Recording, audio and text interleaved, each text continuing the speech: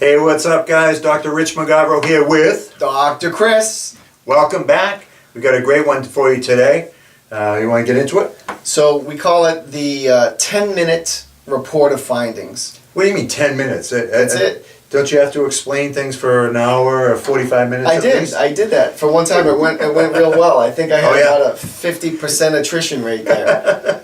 So thankfully it didn't take me too long to realize that patients, they're not looking to go through the whole chiropractic curriculum. They want to know that you can help. Do you know where their problem is and how to fix it? But don't you have to explain who B.J. Palmer was and nip and tuck his horses and things like that?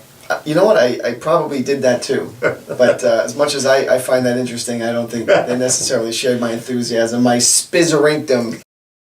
The 10-minute ROF is the way I do it, the way I think you do it, and what I would call a way to help deliver what's an assumptive care plan. Right. And what do you mean by that? I'm saying we recognize, obviously, from the beginning, I know where the problem is, I know how to fix it, you're in the right place, and therefore, I'm going to roll into a discussion about this is what the recommendation is. Okay. I'm not going to beat around the bush, and I'm not going to try to lead into it with several minutes of a discussion about anatomy and all of that. I simply review with them the findings from the examination, their x-rays that we take in the office, and correlate that with their loss of function, loss of lifestyle, quality of life, and simply let them know this is something that we can correct and this is how long it takes.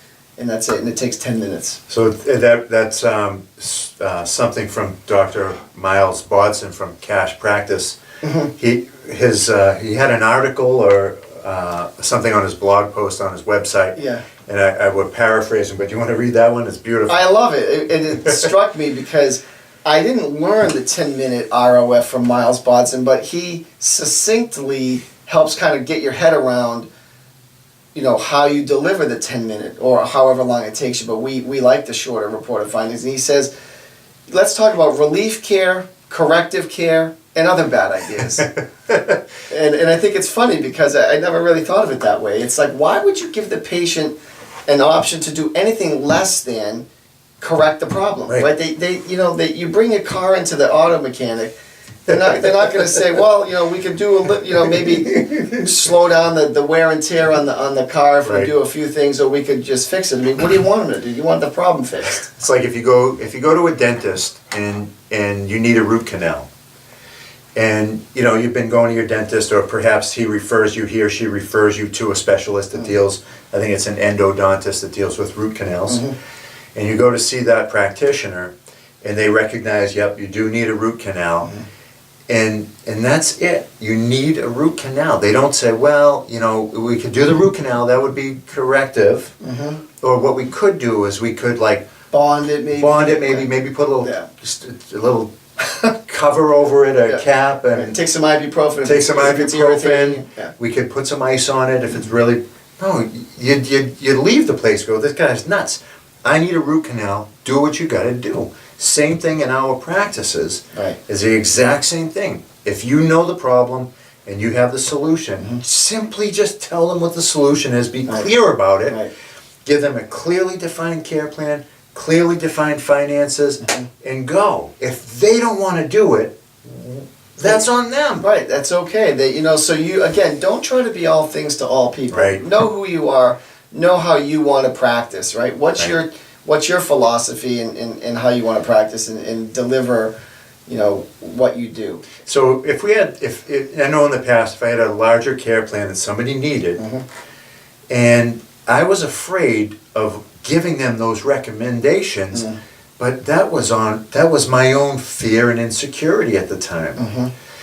Now, when we deliver the care plan and the financial recommendations, most of the time they simply do it because they know we're in the right place, right? I don't want to project my own thoughts on them. I want them to have the option to choose if this is the right care for them, period.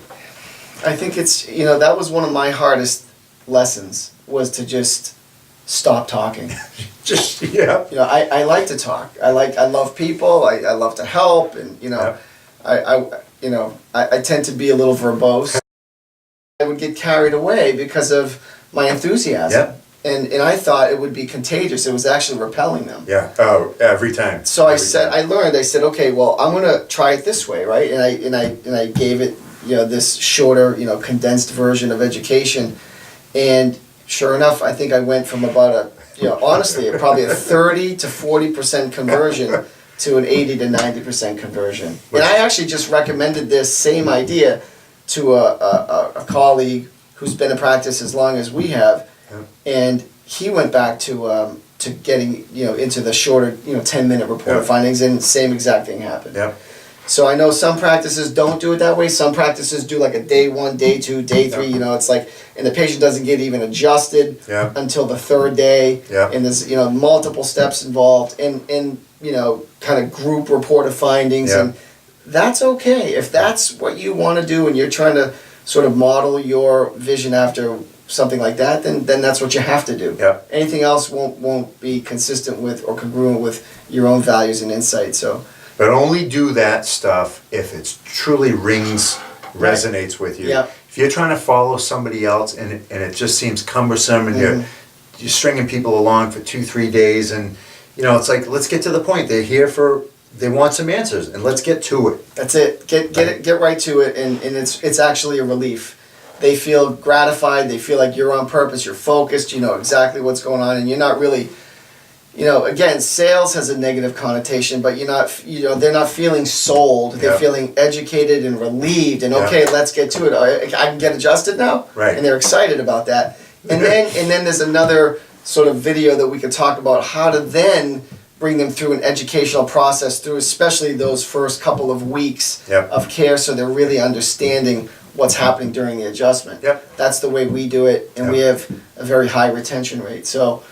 You know, I think that the great report of findings eliminates about 90% or so of patient concerns and objections. Right. The great ROF, I have to say, and still after all these years, the more concise, the shorter, the more confident, the more well prepared. You don't go into an ROF last minute. You've got to prepare ahead of time. Boom, you're done. Everybody's on board, and you can build your practice. That's the way to do it. So that's what we're advocating, the 10-minute report of findings, the assumptive care plan. They came to you for direction. They want you to be confident. So stop giving them all these choices that aren't really about resolving, and about getting their bodies to be able to heal and regulate the way they were designed to. So that's what we do. Go ahead and subscribe to our channel, turn on your notifications, and until next time, rip it up!